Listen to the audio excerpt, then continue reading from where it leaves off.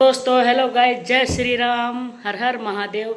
आज के अपने व्लॉग में स्टार्ट करते हैं स्टोरी टेलिंग पार्ट 1 से लेके सीरीज वाइज। आज पार्ट 1 रहेगा और बुक का नाम है, बुक का टाइटल है divorcee girl fall in love with. ये बुक का टाइटल है और रिटन बाय मी, ये मेरे द्वारा ही लिखी गई बुक है। तो आज से स्टार्ट करते हैं। हरियाणा के एक छोटे से शहर का मिनी कोर्ट, हरियाणा के एक छोटे से शहर का मिनी कोर्ट, और कोर्ट में कमरा नंबर 327, चैम्बर नंबर 327।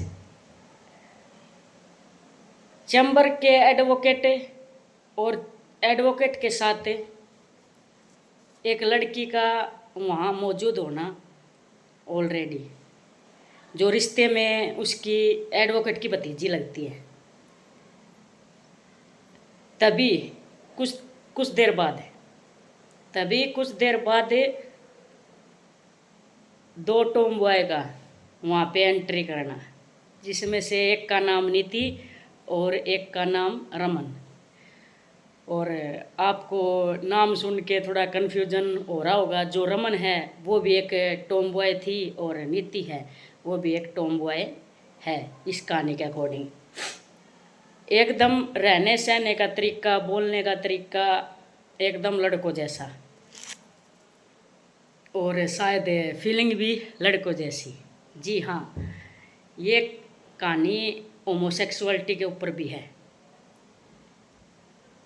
ऐसी टॉम बॉय की जो होमोसेक्सुअल है, जिसकी फीलिंग लड़के जैसी है बट शरीर लड़के जैसा नहीं है, और फीलिंग और देखने में लड़के जैसा लगना, लेकिन शरीर से बायोलॉजिकल वे में लड़का ना होना ही टॉम बॉय होना कहलाता है।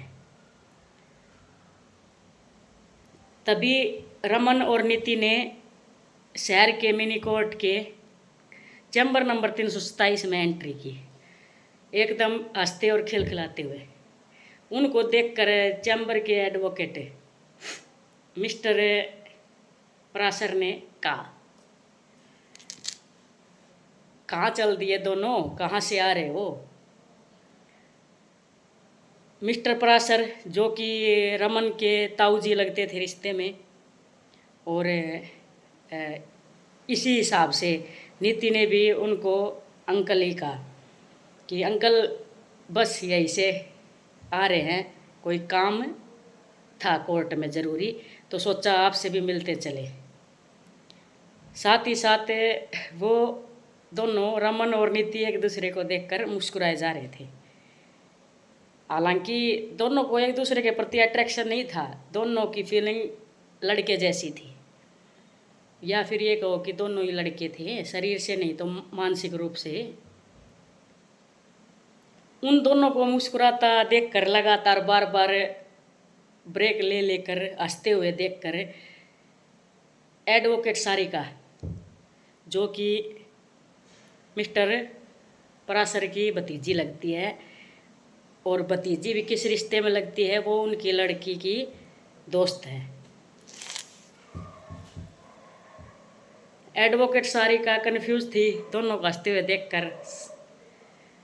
इसी के साथ साथ नीति ने अपनी हंसी को कंट्रोल करते हुए रमन को कहा, यार हम अकेले नहीं हैं, चैम्बर में कोई मेहमान भी आया है। यही सुनकर मिस्टर पराशर, जो कि रमन के ताऊजी हैं, उन्होंने कहा, मेहमान नहीं है, ये भी अपनी ही है, तुम्हारी दीदी की दोस्त है। और रमन ने भी हाँ में हाँ मिलाते हुए कहा कि हाँ मैं इनको जानता हूँ, ये एडवोकेट सारिका है, और आज इनकी कोर्ट तारीख थी अपनी बेटी की कस्टडी को लेकर। उसी सिलसिले में आज ये यहाँ आई है, और इनका केस ताऊजी के पास ही चल रहा है, एडवोकेट है इनके केस के, तो इसलिए यहाँ आना जाना रहता है।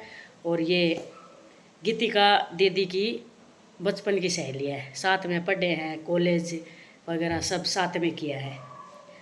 तो नीति ने हमें हाँ मिला दिया इस चीज़ को सुन के कि ठीक है, ओके ओके, बट मैं नहीं जानता ना इसलिए मैंने पूछ लिया।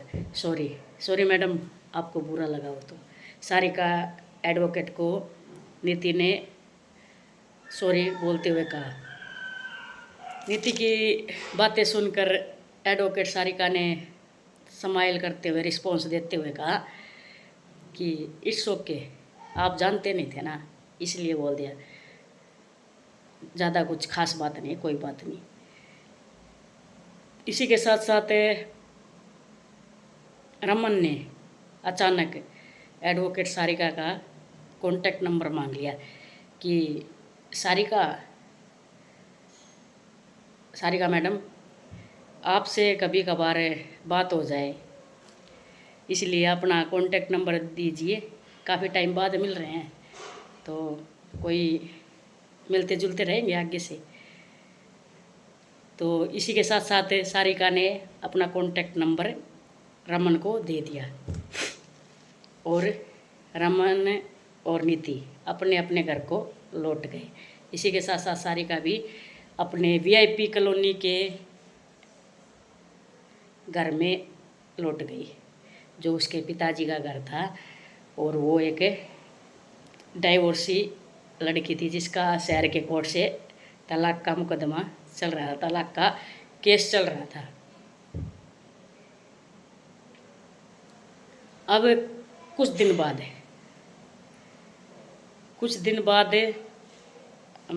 यही कुछ समय रहा होगा, एक हफ्ते बाद रमन को अचानक उसकी GF है। अब जब फीलिंग से लड़का है तो ऑब्वियस बात है कि समाज दुनिया कोई एक्सेप्ट करे ना करे, बट वो तो फीलिंग से लड़का है ना। तो रमन की GF से उसका झगड़ा हो जाता है और झगड़ा इतना बढ़ जाता है कि उससे उसका ब्रेकअप हो जाता है। और उस दर्द से निकलने के लिए रमन को सारिका का ख्याल आता है कि हाँ, मैंने कॉन्टैक्ट नंबर लिया था सारिका का, क्यों ना मैं सारिका से बातचीत स्टार्ट करूं। और दीदी की, मेरी बड़ी बहन की फ्रेंड भी है, वो बचपन से साथ पढ़े लिखे हैं, कॉलेज वगैरह सब साथ किया है, तो मेरी फीलिंग को समझ भी सकती है। इसी के साथ साथ रमन ने ये बातें नीति से शेयर की कि क्या मैं एडवोकेट सारिका से बात कर सकता हूँ। जी हाँ, यहाँ पे जो सारिका है जिसका डिवोर्स का केस चल रहा है शहर के कोर्ट से, वो खुद भी एक एडवोकेट है, लेकिन अलग शहर में। तो इसलिए एडवोकेट सारिका बुलाया मैंने इस कहानी में उसको।